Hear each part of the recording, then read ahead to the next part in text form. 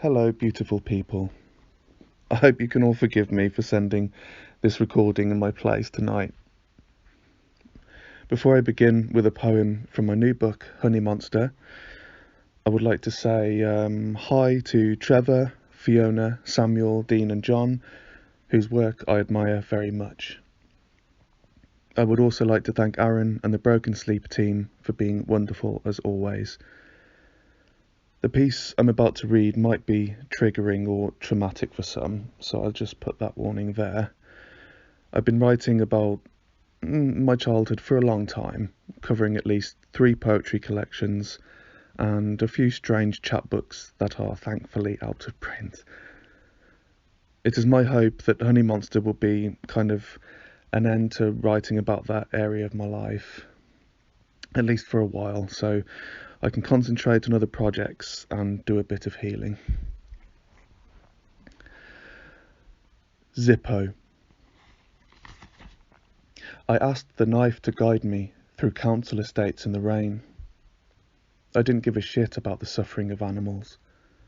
I would squint my eyes at teachers and imagine their faces rotting away like B-movie zombies. I hand-delivered letters to the homes of popular girls who reminded me of the creepy dolls on my mother's bedside table. I faked asthma attacks to get out of sports. The first time I examined my testicles, I cried all night, convinced they were full of poisonous, microscopic fish. Doesn't it break your heart when the snow won't stick? Another broken promise. It makes me feel like a witch. When my mum caught me stealing from her purse, she dragged me by the hand screaming towards the glowing cooker. I walked as slowly as possible up the hill and saw my dad's face in the window like a troubled king, waiting to whip my ass with his leather belt. In all fairness, it didn't hurt a bit. I grinned into the fluffy quilt, thinking about all the other things I could get away with. Once, standing by a river having a piss, enjoying the autumn wind on my skin, a girl appeared carrying a bag filled with muddy, high-heeled shoes, which she threw at me. I kept a stash of weapons in my school locker: pellet guns, smoke bombs, knives. I had a reputation for being a little psycho, which was only half true, a phase I hoped to purge. The deputy head teacher would make me sit in his office while he ate a whole bunch of large bananas. When a boy called Ryan spat in my face, I followed him to the park where he sat on the grass with his back to me. I took a long run up and kicked his head like a football, knocking him unconscious. Then I ran home and hid in my wardrobe, waiting for the police to come and arrest me for murder. Mum told me that boys have a tail and girls have a hole. Nothing about pleasure, connection, intimacy, just tails and holes, and that's it. After my nan died, I watched my granddad slowly lose his mind with grief and whiskey. He would scream at the living room wall for days while Pavarotti boomed from the speakers of his dusty radio, drowning out the awful tinnitus he developed during the war. My best friend helped me dig under my granddad's shed searching for dinosaur bones. We found 2 small skulls which I cleaned and brought into science class, only to be told they were the remains of cats, hence my short-lived reputation as a cat killer. Thankfully, I discovered poetry. It was my secret. It excited me. I was sent to the warehouse above Marks and Spencer for work experience, where I touched the cold, white breasts of headless mannequins, and all I could think about was stealing women's stockings, black, shiny, secretly wearing them as I jerked off in the toilets. But I could never go through with it. I was convinced that every person to ever die and go to heaven was watching me, appalled. Since my dad is a glazier, there were always odd bits of glass laying around the house, his thumbs loosely wrapped with oozing bandages.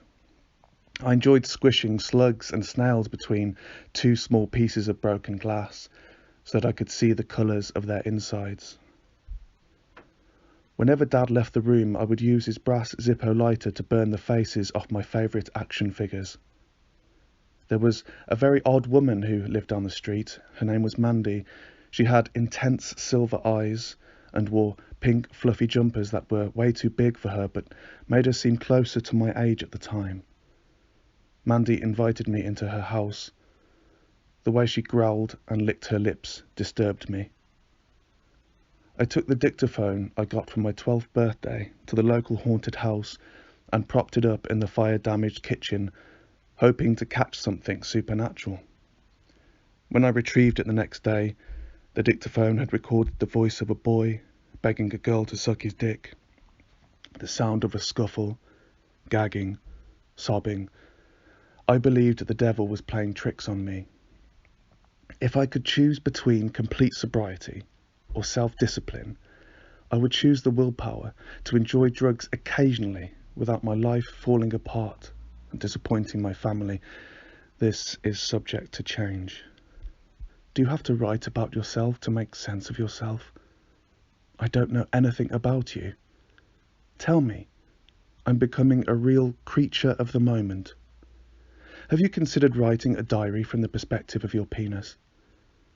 My earliest memory of being truly aware of it, I was sitting on a bed behind the curtains with our family doctor. He was rolling my foreskin up and down for a long time. Right now it feels creepy crawly, which always happens when it knows it's being talked about. Hidden in my dad's bedside drawer was a poem he wrote for my mom when she was pregnant with me in hospital, awaiting chemotherapy for the cancer that appeared in her neck like 100 baked beans under the skin. He wrote about how he couldn't wait to meet their baby daughter. Perhaps this was the first seed. I had already been through stages where I believed I was an alien, sent to cause chaos. If this is the wrong body, I thought, I'll fucking ruin it. A posh boy who lived in the big house on the hill asked me to use his camcorder to record a video of him masturbating.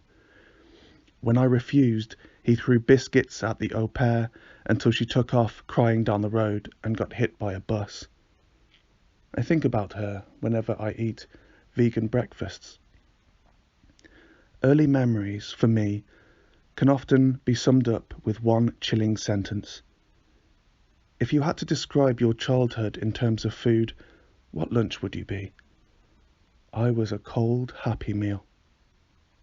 The only time I think about my doomed wedding day, I see my ex-wife and I posing for pictures in front of St. Mary's, the greenish stone archway covered with hundreds of ladybirds dropping into her veil and crawling all over her white dress. I guess it was kind of magical. According to legend, in France, if a ladybird lands on you, whatever ailment you have will fly away with the ladybird. In some Asian cultures, it is believed that ladybirds understand human language and have been blessed by God. I couldn't consummate the marriage because I was too high on strong biker speed. We watched cartoons until we fell asleep. Do you ever put your thumb in your mouth and run the tip of your tongue across your thumbnail to appreciate how smooth and glassy it is? In some areas, this is a signal to a dark, twisted figure in a second-floor hotel window. Do we really die? I do not recommend loneliness, though I know that many people can enjoy their own company without going slightly insane. I am not one of these people. I slap my face so hard my teeth rattle. I do this because I feel lost in all the noise of apparent normalcy. The day you were born is essentially the most important thing to happen ever. Remember this when someone tries to convince you to do something disgusting. Remember this when governments fall and wolves are reintroduced to the English countryside. Remember this. Your physical presence can be reduced to a drop of digital blood falling through eternal screens. In this, I have achieved a small release. I live easier for a while. Maybe I am to blame for the way her life turned out. My passion for drugs was predestined, handed down like a broken watch, inevitable as flies. My heart was like the Bermuda Triangle. Birds fell out of the sky, and loved ones vanished in the dead of night. When the guilt is really bad, it's like my skull picks up all these wild vibrations, echoes, songs, stories, voices, instruments, animal noises, soundtracks to German cinema. In the absence of faith or spirituality, which I once had in abundance, I struggle to see beyond the poorly packaged bacon of existence. My partner tells me science is beautiful and pure. Sometimes I believe her. Now we're past the church. I can't hear anything but rain. I'm Jeepers Creepers in love again. Is it true you can enter other people's dreams and cast a sickness upon them? I heard people who die angry can become powerful ghosts. I memorized the names of antidepressants as if they were angels. I threw my illness off the ugliest bridge in the world and ran as fast as I could.